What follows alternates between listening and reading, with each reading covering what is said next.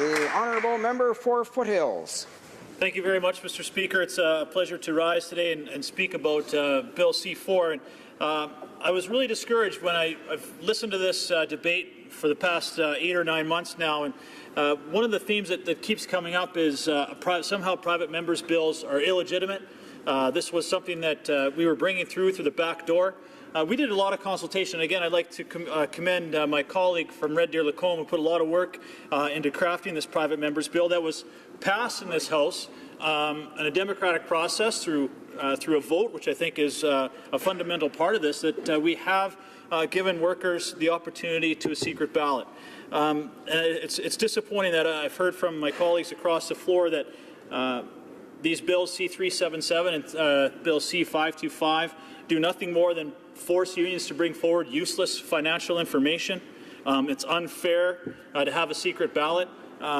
You know, in a government that campaigned on a foundation of open and transparent government, I find it very ironic that they are now today, and they have been for the last 8 months on Bill C-4, talking about how unfair it is to have a secret ballot and how unfair it is to ask unions to make public their financial information. Financial information that is actually, you know, $500 million of taxpayer money that they are tax exempt. So I think the Canadian people have a right to know how those dollars are being spent. But most importantly, it's important that the workers themselves know how those dollars are being spent.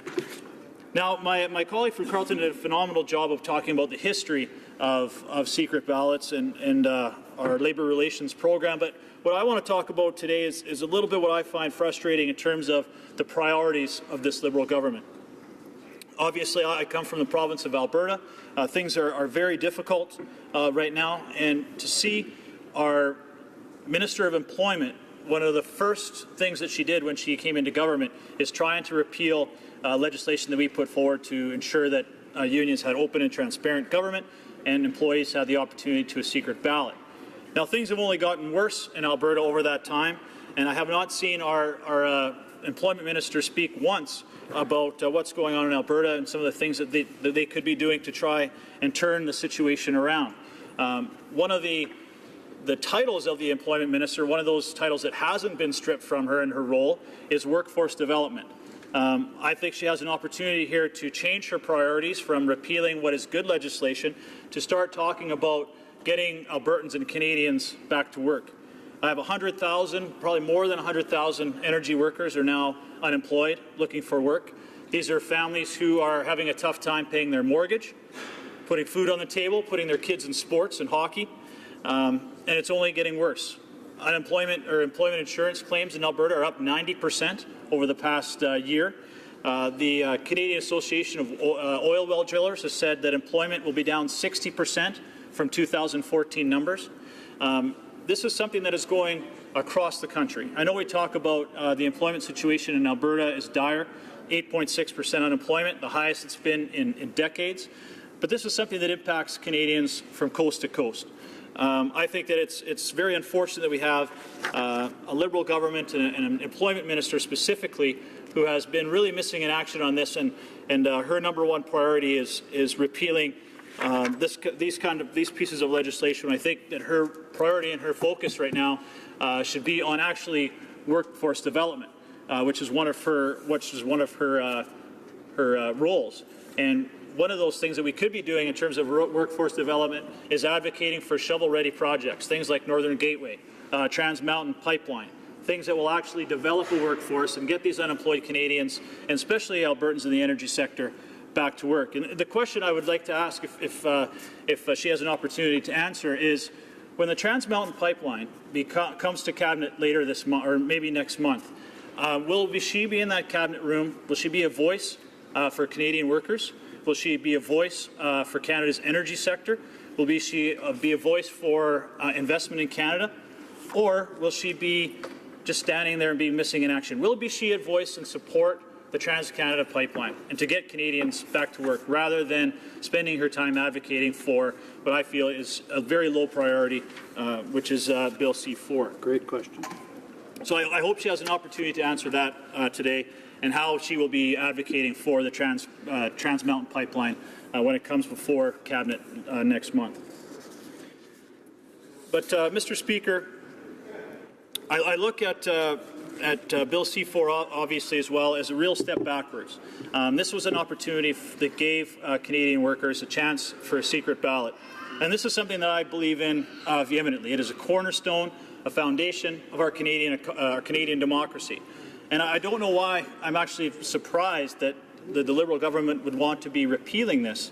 We now also have, and we're talking about this quite regularly right now, but we have a Liberal government that is trying to arbitrarily make a change to our fundamental piece of our democracy, which is how we elect our parliamentarians. And they are doing this with, we'll say consultations, but they want to make a change to a fundamental part of our democracy without really consulting Canadians through a referendum.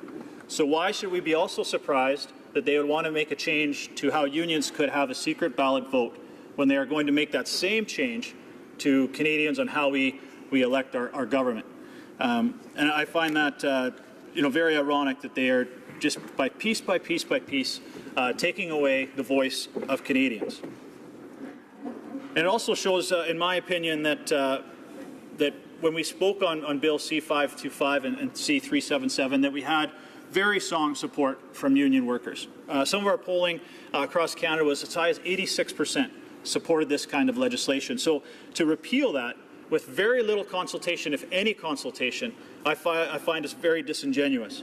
And I don't think that they've had the opportunity or taken the opportunity to speak to union members and get their feedback on that. And I certainly, during the election last fall, I spoke to tens of thousands of my residents, and certainly not once did this issue come up as a priority for the people in the riding of Foothills. Not once.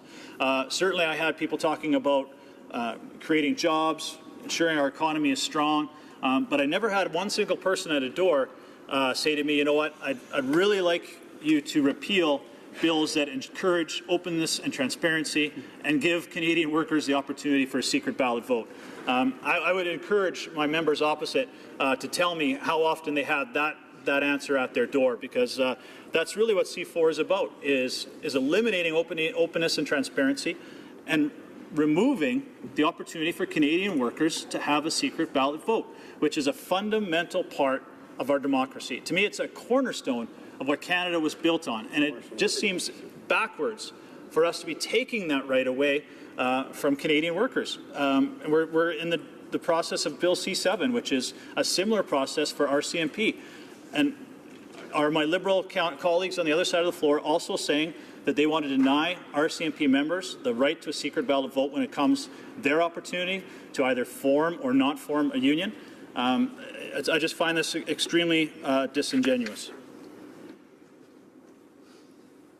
Mr. Speaker, looking through some data, and really what I find the most frustrating with this is that we are taking some very important time in this House when we could be dealing with what I think are much more important issues, such as employment, such as economy.